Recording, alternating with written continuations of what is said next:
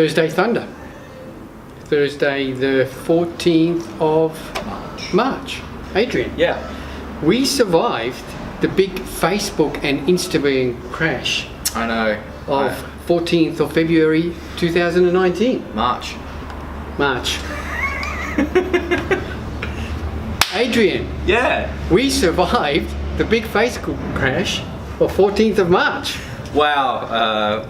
You couldn't even update, you know, how well you did. I heard rumours that in the food courts of shopping centres there was conversations going on.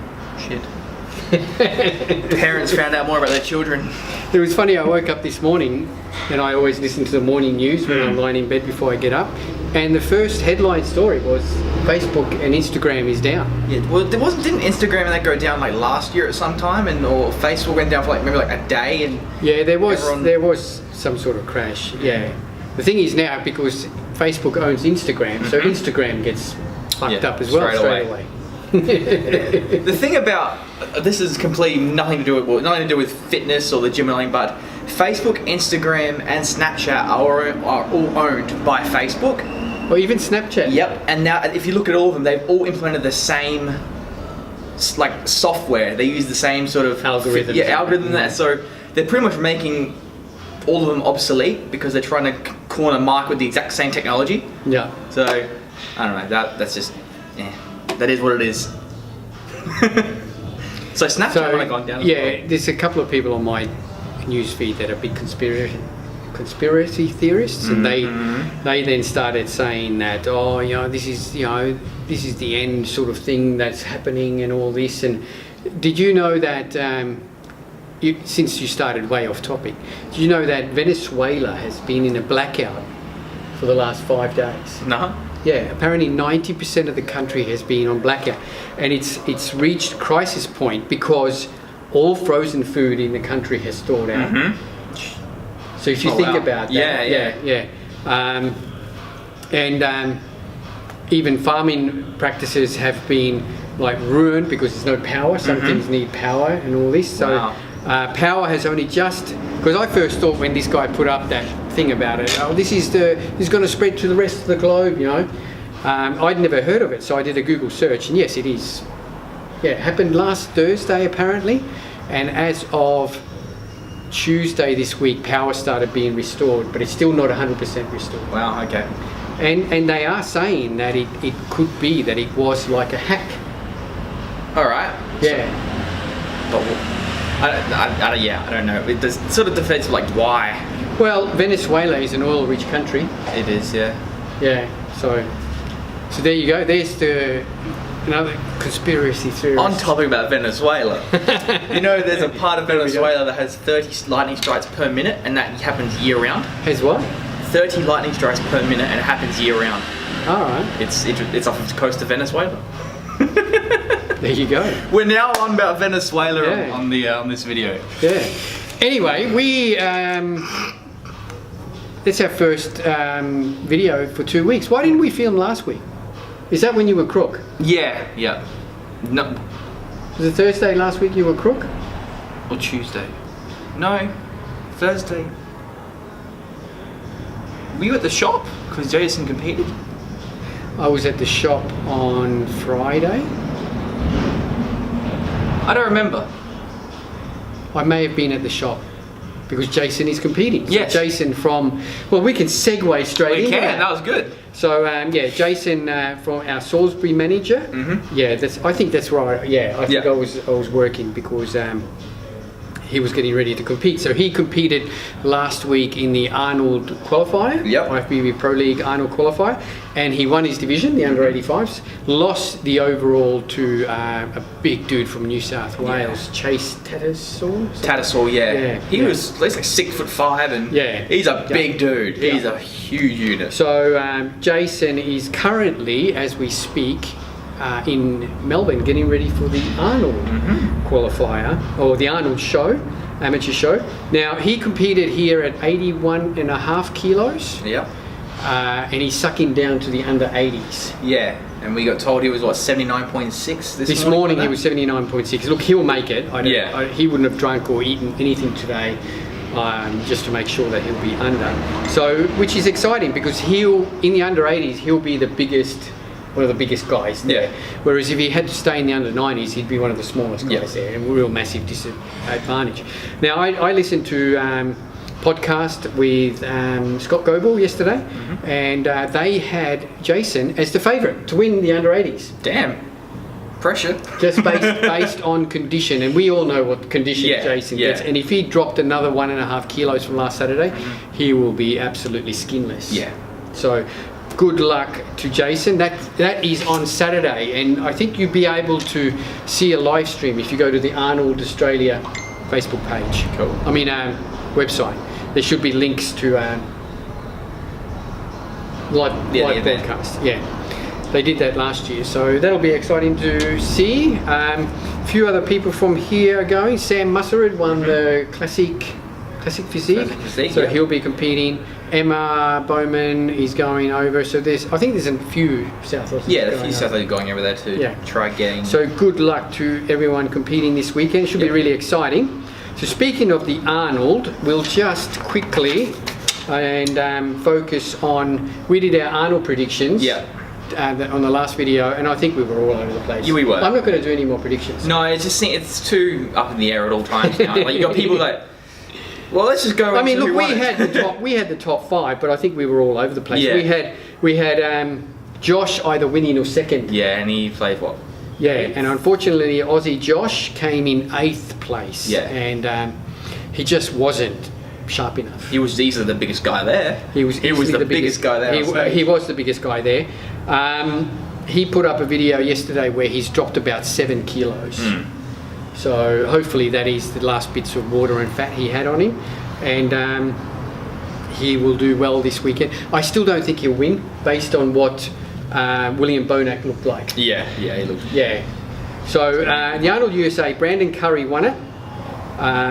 Which you had Brandon fairly high. I had him 3rd, I think. Yeah, I think I had him like 5th or something. So Brandon Curry won it. William Bonac came 2nd. Luke Sandow, well, he was the big surprise. Yeah, we were doing that. I think we all had him like 5th or 6th, you know, but he came in 3rd. Cedric McMillan got a gift for 4th, like he was off, and Rowley got a gift for 5th. Really, I couldn't understand that because both of these guys were way off from what Josh was. Well, I guess if you're comparing them to Josh, they obviously came in a bit harder than Josh did. Well, I don't know. Look, Josh was a bit soft in the lower body from the back, and that was about it. Cedric was soft everywhere, and so was Rowley. Yeah. So it's politics. It's all politics. Oh yeah, it's all politics. Look, I know Cedric's shape is awesome and everything. But yeah, he wasn't 100%. So, I just want to touch base on Brandon Curry about his progress over the last 2 years has been incredible. Yes, it has. Like the last 2 years, ever since going to Dubai and training under them and then doing other things, he's gone from... the last 2 years he's been in with the Camel crew. Yeah. And he's improved dramatically. Yeah, like really he's dramatically. a top 3 contender for the Olympia this year. Well, I would have to say, if he keeps going... Easily. Yeah. It was really funny. There was... there's a website or Facebook page called Classic Bodybuilding, and someone added me to it. I don't know who it was. And it's run by a bunch of grumpy old bodybuilders, you know, like 50, 60-year-old guys who just live in the 80s and 70s and carry on about how great the bodybuilders were. And they just ripped shit into Brandon and William and all these guys, you know. Just the bigger guys. You know, that they weren't in condition, and every photo that you put up, oh, that's Photoshop, you know. So every time I go on there, someone puts up a photo from the old days, I go, must be Photoshop. Yeah. And I'm just waiting to be kicked out. Yeah. They haven't kicked me out yet. Well, so you're an instigator on these old look, forums. I mean, it's all right about reminiscing about the past, but don't live in the past, you know. Makes you seem crazy. And they're just a grumpy bunch of old men. Yeah, it's actually quite hilarious because Craig Lucas goes on there and gives them hell. Anyway, so we have got the Australian Arnold on this week, and pretty well everyone from that top 5 is coming, except Cedric is still on the list, but I heard yesterday that he isn't here. So But I predict that Josh will move into at least third I'm not saying anything. this weekend. Bonac will win. Anything. And Brandon Curry's not coming. Oh, okay. So Brandon Curry's not coming, which leaves the show open to... Well, he's qualified for Olympia already, hasn't he? Yes. So he doesn't need to do it? No. Okay. That leaves it open for William Bonac. So, and based on the condition William had at the Arnold USA, I don't think anyone in that top field. I do know that isn't Rolly and his brother in the same? They're competing against each other. Yeah. Yes. That'll be fun. Yep. Rolly Winkler's Quincy. brothers here. Quincy Winkler. Quincy's a 212 competitor. Yeah. So I think he'll struggle a little bit. But apart from that, there was no real new standouts. Well, obviously we've got the Aussies in it. Yep. Yep. So speaking of Aussies, yeah. Aaron Pleiades. Yes, we'll talk about that in a second. So yeah, who are the Aussies? You've got Josh Lenartowicz. Yep. You've got, I think, isn't Aaron actually competing in 212 as well? No, he's not. There's no 212. Justin Vessels. Justin Vessels. Yep. The guy from Queensland. The guy who won the show. No. Oh, shivers. It all escapes me now. Just hang on a sec. I'll be back in 2 seconds. Luke Sandow, Mikhail Volikin, Justin Vessels and Rolly Winkler. Now Quincy Winkler is not in this anymore. Okay. He was, you are right though, he was in the previous list. So obviously Quincy has gone out. So based on that, I would say that it's William, I'm going to say William Bonac quickly, just as a fun thing. William Bonac will win, Luke Sandow will come second and Joshua will come third. Cool. I'm not making any predictions. There you go. I refuse to. Yeah. All right. Horribly wrong the last So few moving times. later on, and it is bodybuilding season, so we'll quickly just touch on Aaron Pleiades, a Queensland guy. Now he won his pro card 2 years ago at the IFBB Australia, and he went over to New Zealand to compete in the New Zealand Pro, which is a 212 show, and won. Yep. And won. So in his amazing. first pro show, this guy went on and he's now qualified for the Olympia, which is pretty amazing, you know. And he looked like a bona fide 212 competitor. Yeah. Now the big news is that he beat Justin Vessels, who also competed. Who previously never been beaten. He has been beaten overseas. Yeah, but never on Australian Never soil. on Australian soil. Yeah. So technically he's been beaten at the universe and things like that. So and Aaron got first place over Justin. Yeah. Didn't he compete, like he won like first in each class, the overall, and he swept it, didn't he? Who's that? Aaron Pleiades. He went in 2 classes. No, because he's a pro show. Oh. I swear I read somewhere. It's a pro show. So he's going over in 3 weeks' time to compete in the Indy Pro show as well, which is a 212 in America. So this will be a lot tougher. Yeah. But I think he'll do really well as a pro. He's got that real big, and the size he's put on since he won his pro card is just phenomenal. It really is. So he's going to do really well. I hope so. Yep. All right, what do we got? Some news in the gym. We've got a new machine at the gym. We do. Everyone's loving it. Yeah. I am torturing people on it. It's been fun. Yeah. And how's people liking it? Loving it. So what we've got at the gym is we've actually got ourselves a custom-made piece of equipment. So this was made for us by one of our really great members, Jason, who's really, really clever, engineering background, welder, everything. So he made us a Viking press. So if you want to see what this piece of machinery looks like, just go to our Facebook page. There's some photos and videos on it. But it's a Viking press come prone row. Yeah. So you can do obviously shoulders, overhand, underhand. It's got multi-grip positions, and same with then prone row. You can do underhand, overhand, rear delts, the whole work. It's a big beast of a machine. So and it's really good. I love it. It's my favourite in the gym. The first time when we trained shoulders on it this week, my shoulders were destroyed. Yeah. So a Viking press essentially works on a pivot. So it's like doing a standing military press, but it's an arm on a pivot, so, and you're sort of pushing away from you as you're leaning. There's less strain on the shoulder. Less strain on the lower back, etc. Everything else. Everything goes onto the delts.